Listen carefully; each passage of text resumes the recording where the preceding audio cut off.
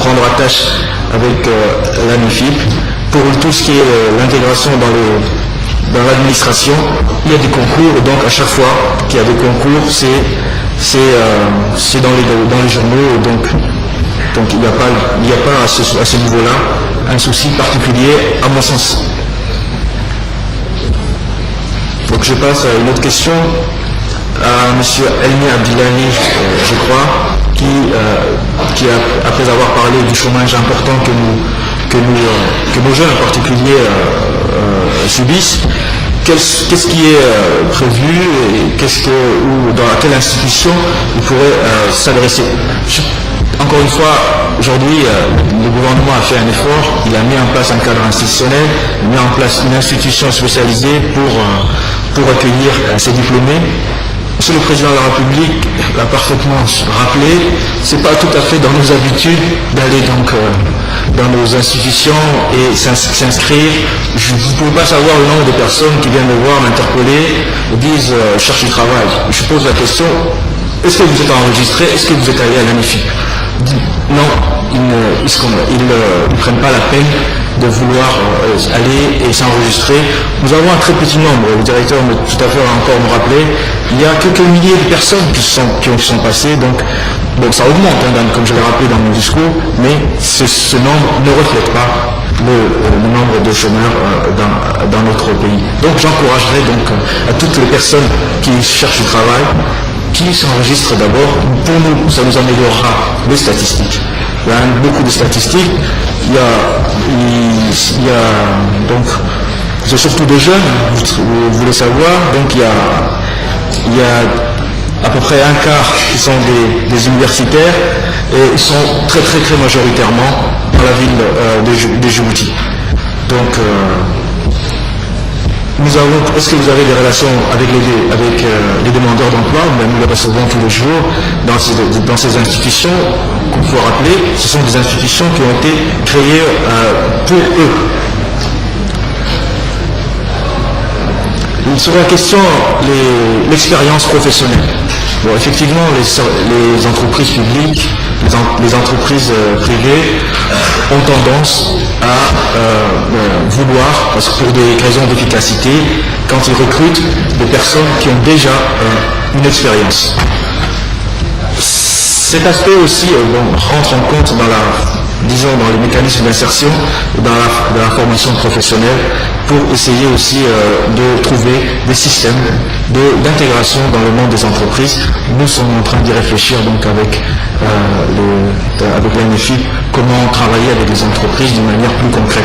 Mais ceci étant, il y a un certain nombre d'initiatives qui ont été faites, notamment avec le port de Doralé, sur un certain nombre de métiers comme des conducteurs d'engins, etc. Donc il y a un travail qui est fait à ce niveau-là. C'est pas suffisant, mais bon, ça dépend des capacités des institutions nationales et en même temps des capacités d'accueil des entreprises pour pouvoir donner la chance à ces jeunes d'acquérir une première expérience. Mais c'est un problème global qui se pose dans tous les pays du monde, y compris les pays développés. J'en viens à M. Abdou Sekié, qui est une personne que je connais très bien, puisque je le reçois souvent dans mon bureau. Il a relevé la question des travailleurs étrangers, qui serait au nombre de 1500. Le président a répondu à pratiquement toute la question, mais ce que nous demandons aux travailleurs étrangers, enfin d'abord il faut dire que quand quelqu'un d'étranger recrute des étrangers, mais il crée aussi beaucoup d'emplois nationaux, et qu'il y a aussi des règles qu'il respecte, et qu'il y a aussi un contrat qui est un peu en quelque sorte signé, c'est qu'il y a un plan de relève qui est mis en place pour que dans l'avenir, il y a de plus en plus de Djiboutiens qui occupent les personnes étrangères. Je ne pense pas qu'il y ait de l'intérêt de l'entrepreneur privé d'appeler forcément de la main-d'œuvre étrangère qui peut lui coûter plus cher. S'il trouve aux mêmes qualités-prix des personnes sur place, il prendra bien entendu la personne sur place. Pour la convention collective, il a indiqué qu'avec le ministère, ils éludent la question de la convention, des personnes qui relèvent de la convention collective au sein de l'État. Il faut rappeler qu'ils sont 40% de 3400, quelque chose de ce genre.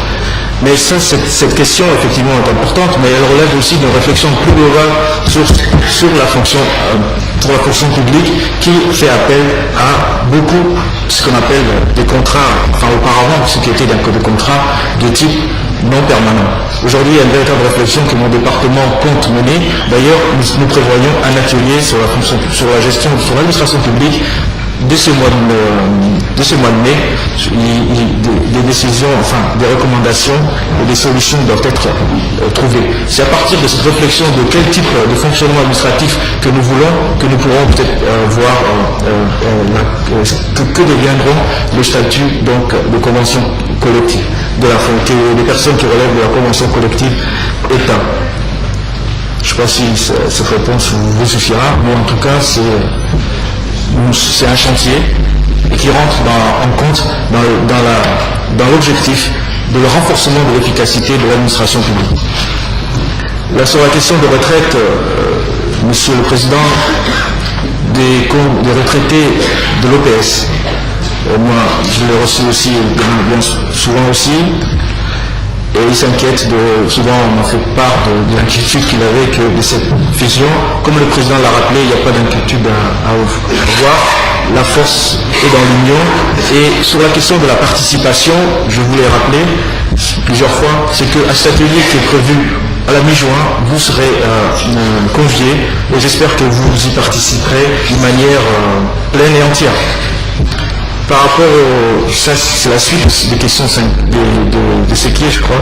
Donc c'est par rapport aux travailleurs, les soins, la prise en charge des soins des travailleurs affiliés à l'EPS dans les districts de l'intérieur. Bon, monsieur le directeur général de l'EPS m'a informé tout à l'heure qu'il y a un agent à temps partiel qui travaille dans chaque district et que nous souhaitons sur ce point avoir des conventions avec le ministère de la Santé sur la meilleure prise en charge des affiliés et de leurs familles dans les districts de l'intérieur. Je voudrais assister à un point. Par exemple, quand il y a des grands travaux dans certaines parties de notre pays, notamment pour citer au niveau du lac Assal, nous travaillons avec une autre grande entreprise qui souhaite une prise en charge des soins donc, pour ces travailleurs et un centre de soins est en train d'être, je pense, réhabilité. Les moyens sont là et qu'il y aura des agents de santé au niveau du lac Assal pour les soins de ces travailleurs. Pour la question, il a parlé des temporaires, donc qu'il y avait beaucoup de recours à des temporaires, tant dans le secteur public que dans le secteur privé. C'est une question aussi sur laquelle nous penchons aussi, nous souhaitons travailler d'une manière plus pertinente. En tout cas, ce que le Code du travail dit, au bout de 2 ans, je crois, au bout de 2 ans, le contrat doit être à durée déterminée. Je vous remercie.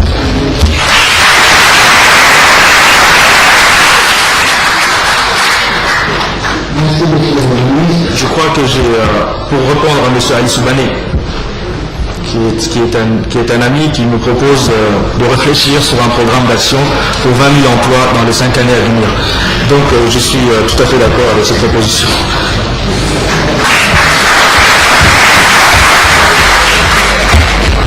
Bien, nous avons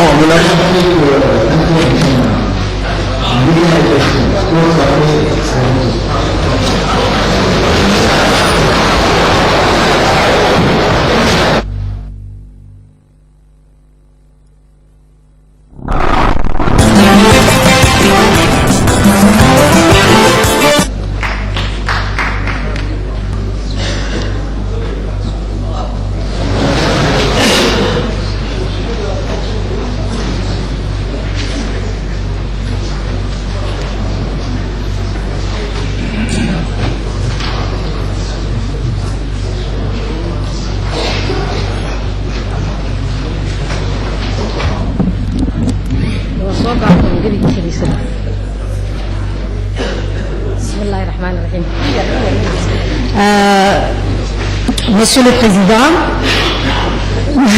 bien qu'il ne soit pas là, Monsieur le Premier ministre, Mesdames et Messieurs les membres